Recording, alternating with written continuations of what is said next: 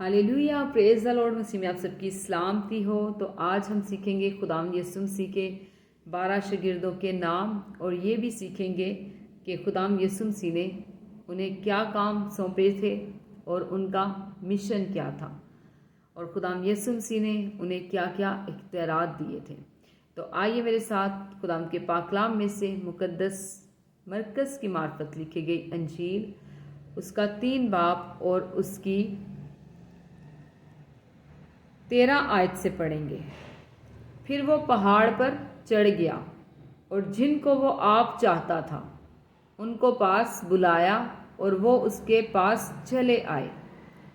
खुदावंद यीशु मसीह जो है, यहाँ पे हमें मिलता है पढ़ने को कि जिनको वो चाहता था। खुदावंद यीशु मसीह जो है वो अपने शागिर्दों से बहुत प्यार करते थे और वो फिर उनको अपने पास बुलाते हैं, क्योंकि खुदावंद यीशु मसीह के पास हर तरह का इख्तियार था, क्योंकि वो जिस्मानी ज़िंदगी में इब्ने आदम के रूप में वो खुद खुदा था, इसलिए वो हर चीज़ पे इख्तियार रखता था और वो साहिबे इख्तियार की तरह तालीम भी देते थे। आगे लिखा हुआ है, और उसने 12 को मुकर्रर किया ताकि उसके साथ रहें और वो उनको भेजे कि मुनादी करें। उन्होंने उन 12 को मुकर्रर किया था मुनादी करने के लिए, और भी खुदावंद यीशु मसीह ने उनको इख्तियार दिए थे, और उनके शागिर्द जो थे वो हर वक्त खुदावंद यीशु मसीह के साथ रहते थे और उनके साथ रह के उनसे तालीम पाते रहते थे।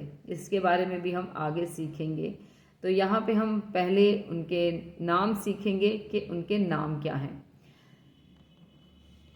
यहाँ पे जो उनके नाम हैं वो ये हैं।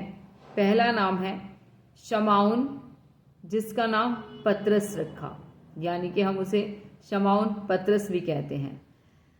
और दूसरे नंबर पे है जब्दी का बेटा याकूब, और इसके साथ ही याकूब का भाई यूहन्ना भी है। और फिर आगे है इंद्रियास, फिलिपस और बर्तलमाई और मत्ती और तोमा और हल्फी का बेटा याकूब और तदई और शमाउन किनानी और यहूदा अस्करयूती, जिसने खुदावंद यीशु मसीह को पकड़वाया भी था।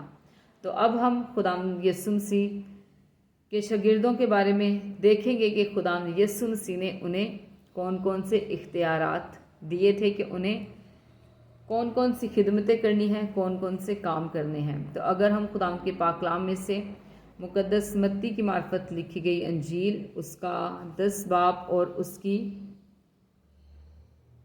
5 आयत से पढ़ें, तो यहाँ पे लिखा है, इन 12 को यीशु ने भेजा और उनको हुक्म देकर कहा,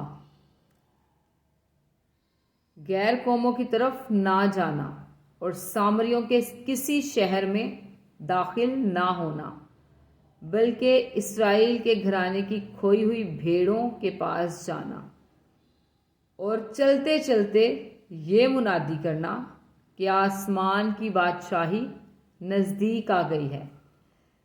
आगे उन्होंने जो इख्तियार दिए थे वो ये थे, बीमारों को अच्छा करना, मुर्दों को जलाना, कोड़ियों को पाक साफ करना, बदरूहों को निकालना, तुमने मुफ्त पाया मुफ्त देना। आमीन। तो खुदावंद यीशु मसीह ने जो खिदमत के काम उन्हें सौंपे, तो उन्हें आगे क्या तलकीन की है, तुमने मुफ्त पाया मुफ्त देना।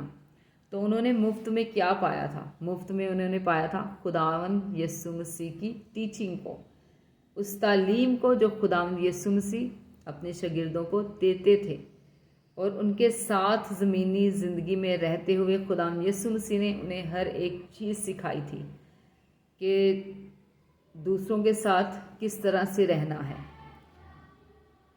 कैसे उन्हें समझाना है, कैसे उन्हें टीचिंग देनी है, खुदावंद की बादशाही के बारे में कैसे उन्हें बताना है, और तौबा की मुनादी कैसे करनी है।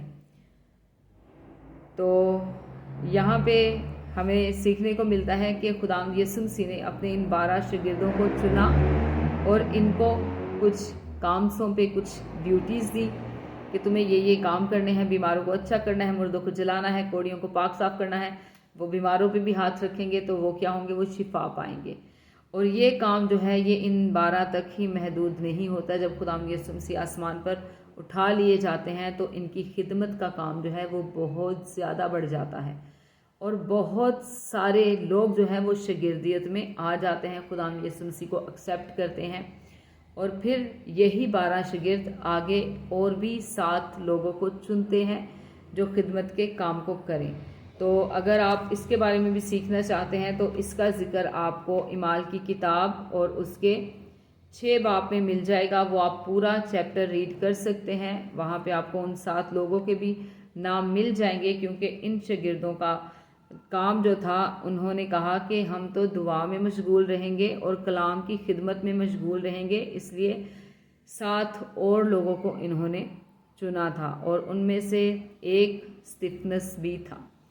تو میرا ایمان ہے کہ آپ کو اس نالج کے وسیلہ سے، کلام کے ٹیچنگ کے وسیلہ سے آپ کو برکت ملی ہے۔ تو اگر آپ اسی طرح سے میری اور ویڈیوز دیکھنا چاہتے ہیں تو اس کے لیے چینل کو سبسکرائب کر دیں، ویڈیو کو لائک کر دیں، تاکہ میری ہر نئی آنے والی ویڈیو کی نوٹیفیکیشن جو ہے وہ آپ تک پہنچے، اور خداوند کے کلام کو پڑھتے رہیں، خداوند کے کلام سے سیکھتے رہیں، کیونکہ خداوند کا کلام جب ہم پڑھتے ہیں تو ہماری زندگیوں میں اس کلام کی روشنی آتی ہے۔